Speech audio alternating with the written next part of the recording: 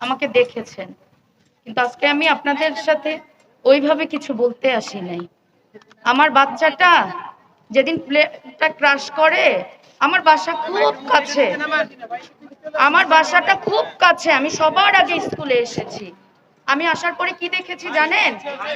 সামনে অনেক মরা লাশ টুকরা টুকরা হয়ে পড়ে আছে।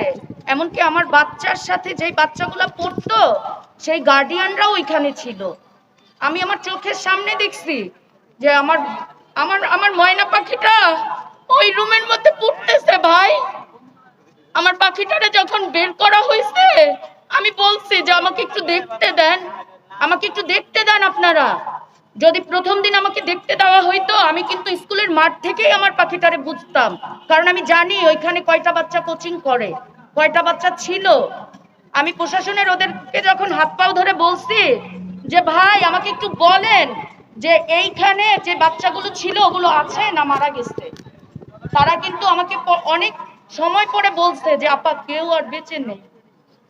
তো তখন ওই মরা বাচ্চাগুলোকে একটু মাঠেই রাখতো। আমাদের মাইলস্টোনের নুরুন নবী স্যারের তো অনেক বড় বড় মাঠ, স্যার একটু মাঠেই রাখতো, আমরা আমরা ওইখান থেকে বেছে নিয়ে যাইতাম।